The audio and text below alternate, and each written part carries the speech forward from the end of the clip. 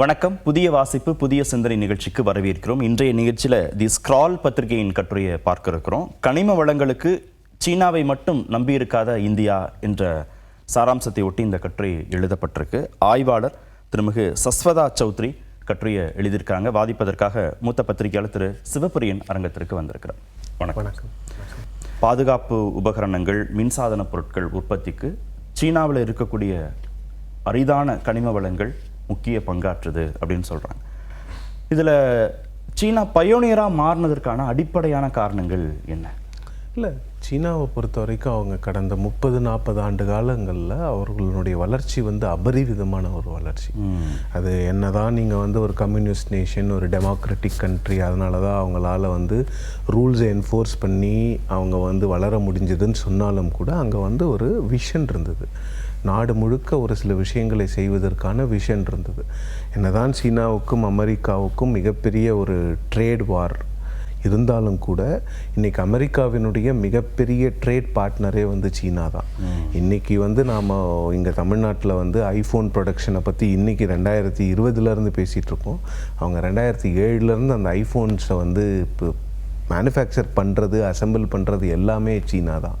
சீனா ஒரு சில தொழில்நுட்பங்கள் மட்டும்தான் அவங்கக்கிட்ட இப்போதைக்கு இல்லை. செமிகண்டக்டர் போன்ற விஷயங்களில் தாய்வான் அளவுக்கு அவங்களால வளர முடியல. இப்போ புல்லட் ட்ரெயின்ஸ் எல்லாம் என்ன தான் ஜப்பான் அதை பயனியர் பண்ணியிருந்தாலும் கூட இன்றைக்கி சீனாவில் இருக்கக்கூடிய புல்லட் ட்ரெயின்ஸ் எந்த ஒரு பிரச்சனைகளும் இல்லாமல், எந்த ஒரு சிரமமும் இல்லாமல் உலகுக்கு அந்த புல்லட் ட்ரெயின் டெக்னாலஜியை கூட அவங்க கொடுக்கறதுக்கு ரெடியாக இருக்காங்க. அவங்களுடைய urban infrastructure European countries plus யூஎஸை விட டெவலப்டாக இருக்குது, பெட்டராக இருக்குது அப்படிங்கிற தகவல்கள்லாம் வரும்பொழுது அந்த பிளானிங் தான். நீங்கள் ப்ராப்பராக இந்தியா கனிமவள உற்பத்தியில் 38% சீனா வச்சுருக்காங்க. ஸோ இன்றைக்கி இந்தியாவுக்கு கிட்டத்தட்ட பார்த்தீங்கன்னா 85% நம்ம அவங்கள தான் டிபெண்ட் பண்ணியிருக்கோம் எல்லாத்துக்குமே. கோவிட் தொற்று முதல்ல அந்த தொற்று ஆரம்பிக்கும் பொழுது 2020 February திருப்பூரில் ப்ரொடக்ஷன் ஆல்மோஸ்ட் ஸ்டாப் ஆகிடுச்சு. ஏன்னா நாம் அந்த ஒரு பேண்ட்டில் யூஸ் பண்ணுற ஜிப்பர்லேருந்து அந்த ஸ்டிக்கர்லேருந்து எல்லாமே நம்ம சீனாவிலேருந்து தான் இறக்குமதி பண்ணோம். ஸோ அந்த மாதிரி அவ்வளோ டிபெண்ட்டாக நம்ம சீனா மேலே இன்றைக்கும் இருக்கும். சீனா போன்ற ஒரு சர்வாதிகார படைத்த ஒரு கம்யூனிஸ்ட் நாட்டிலே 20-25 வருஷம் ஆகுதுன்னா, இந்தியா போன்ற ஒரு டெமோக்ராட்டிக் கண்ட்ரியில் பியூரோக்ராட்டிக் ரெட் டேப் அதிகமாக இருக்கிற இடத்துல நீங்கள் இந்த ப்ராக்ரஸ் எல்லாம் ரொம்ப ஸ்லோவாக தான் ஆகும். இப்போ நீங்கள் PLI சொல்கிறாங்க, நாம சுற்றுச்சூழல் பாதுகாப்புக்கு முக்கியத்துவம் கொடுக்கக்கூடிய நாடு இந்தியா. சுற்றுச்சூழல் பாதுகாப்புக்கு முக்கியத்துவம் கொடுக்குறோங்கிற பேரில் சுற்றுச்சூழலை அழிச்சிட்டு இருக்கிறவங்களும் நாம தான். நிறைய இடங்களில் அந்த கனிம வளங்களை ஒரு தனிநபர்களோ இல்லை ஒரு அரசாங்கமோ இல்லை ஒரு சில இண்டஸ்ட்ரீஸோ மட்டும்தான் எடுத்துக்கிட்டு போகிறாங்க. அதுக்கு மக்களுக்கு பகிர்ந்து கொடுக்கப்படவில்லை. பக்கத்தில் நீங்கள் ஸ்ரீலங்காவை எடுத்துக்கிட்டிங்கனாவே அங்கே நீங்கள் இந்த என்விரான்மெண்டல் கன்சர்ன்ஸுங்கிறது தான் முதல்ல. அதுக்கப்புறம் தான் டெவலப்மெண்டல் ப்ராஜெக்ட்ஸ் எல்லாம். இயற்கை வளங்களை அழிக்கிறோம், இன்னொரு பக்கம் அரிதான கனிம வளங்களுக்கு 85% சீனாவை மட்டும் நம்பி இருக்கும். ரெண்டும் முரண்பாடாக இருக்குது. இல்லை, முரண்பாடு தான். இங்கே நிறைய விஷயங்கள் முரண்பாடு தான். நாம் மேக் இன் இந்தியான்னு சொல்லிக்கிட்டே நாம் சீனாவிலேருந்து இம்போர்ட்ஸை நாம் இன்க்ரீஸ் பண்ணிக்கிட்டு தானே போகிறோம், குறைக்கவே இல்லையே. இன்றைக்கி கூட நீங்கள் ஐஃபோன்ஸை நீங்கள் இங்கே அசெம்பிள் பண்ணாலும் கூட இங்கே உங்களுக்கு காம்பனண்ட் மேனுஃபேக்சரிங் பெரிய அளவில் இல்லை. இப்போ தான் ஃபாக்ஸ்கான் தமிழ்நாட்டில் ஒரு 13,000 கோடி இஎஸ்ஆர் இண்டஸ்ட்ரியல் பார்க்குன்னு காஞ்சிபுரம் பக்கத்தில் ஒரு காம்பனண்ட் மேனுஃபேக்சரிங் போடுறாங்க. கார்னிங் அப்படிங்கிற ஒரு அமெரிக்க நிறுவனம் இந்த மொபைல் ஃபோன்ஸினுடைய கிளாஸ், அந்த கொரில்லா கிளாஸை இங்கேயே தயாரிக்கிறதுக்கான நிறுவனத்தை ஒன்று போடுறாங்க. ஸோ கொஞ்சம் கொஞ்சமாக இப்போ தான் வரும்.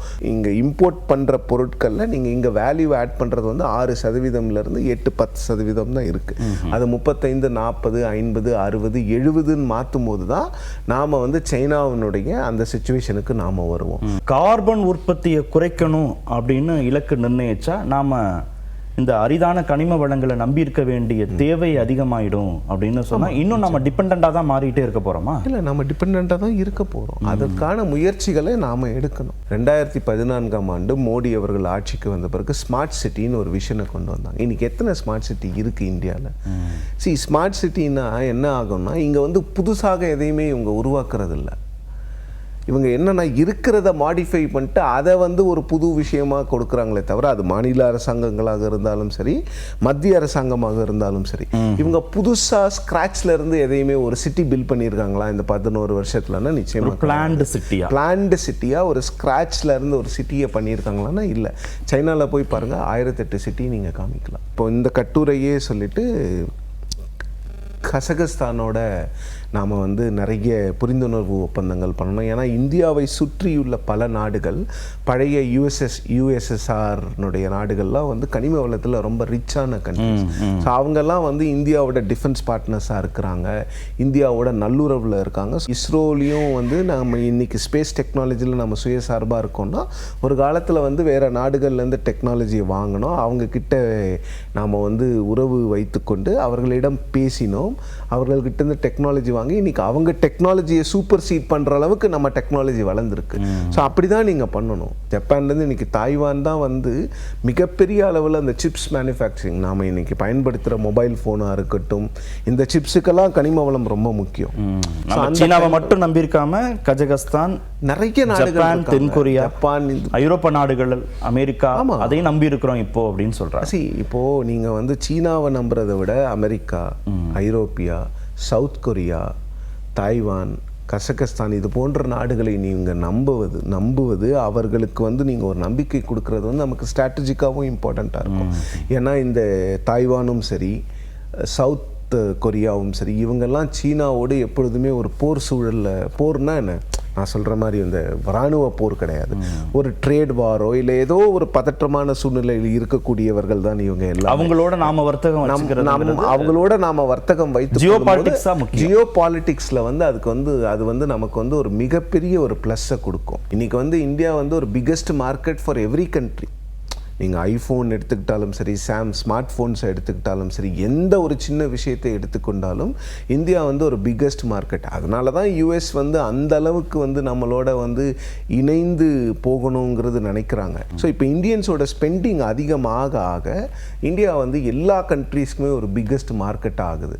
ஸோ அப்போ பிக்கெஸ்ட் மார்க்கெட் ஆகும்போது நாம் அடுத்தவங்க நம்மளால் பயன்பெறும் போது அவங்கக்கிட்ட இருக்கிற பெஸ்ட் ப்ராக்டிசஸை நம்ம ஃபாலோ பண்ணிட்டு எப்படி ஸ்பேஸ் டெக்னாலஜிலாம் நம்ம பெரிய அளவில் வளர்ந்துருக்கோமோ இன்றைக்கி, அதே மாதிரி கனிம வளங்கள்லையும் நம்ம அந்த ரிசோர்ஸஸை எப்படி டேப் பண்ணுறதுன்னு அடுத்த நாடுகளை கேட்டுக்கொண்டு சீனா போன்ற நாடுகள் மீது நமக்கு இருக்கின்ற அந்த டிபெண்டன்ஸை வந்து நம்ம குறைக்கணும். எங்கே சிக்கல்? இப்போ சீனா, பிரேசில், அமெரிக்கா, தாய்லாந்து, கஜகஸ்தான், தென்கொரியா, இந்த மாதிரி நாடுகள்கிட்ட அதிகமான கனிம வளங்கள் இருக்குது. இந்தியாவில் அதிகமான கனிம வளங்கள் இல்லையா, இல்லை அதை எடுப்பதற்கும் பயன்படுத்துவதற்குமான தொழில்நுட்பத்தில் நம்ம கொஞ்சம் பின்தங்கி இருக்கிறோம்? ரெண்டுமே இருக்குது. இந்தியாவில் வந்து நமக்கு வந்து கனிம வளங்கள் ரொம்ப அதிகமாக இருக்குது. ஸோ கனிம வளங்கள் இருக்கும் பொழுது அந்த கனிம வளங்களை எடுக்க முயற்சிக்கும் பொழுது போராட்டங்களும் வெடிக்கிறது. இப்போ டங்ஸ்டன் அப்படின்னும் போது இங்கே ஒரு போராட்டம் வருது.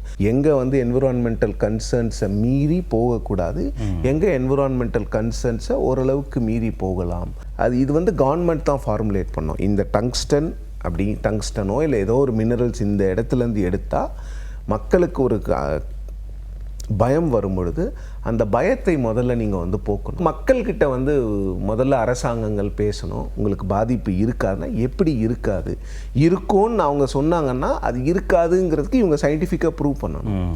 ஸோ அந்த ஒரு dialogue between the government or the agencies and the people is very very important. ஒரு காலத்தில் வந்து லேண்ட் அக்விசிஷனுங்கிறதே வந்து ஒரு மிகப்பெரிய ப்ராப்ளமாக இருந்தது. யாருமே தங்களுடைய நிலங்களை கொடுப்பதற்கு யாருமே விரும்பலை.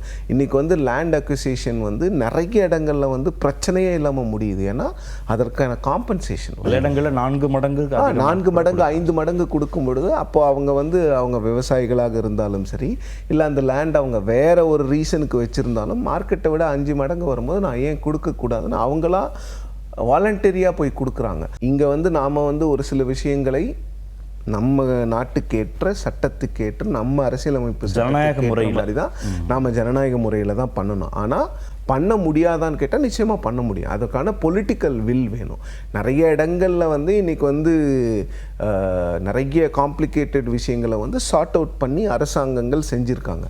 ஸோ அதுக்கு வந்து பொலிட்டிக்கல் வில் வேணும். அவ்வளோதான். நன்றி நிகழ்ச்சியில் பங்கேற்றதற்கு. புதிய வாசிப்பு, புதிய சிந்தனை நிறைவேற்றது.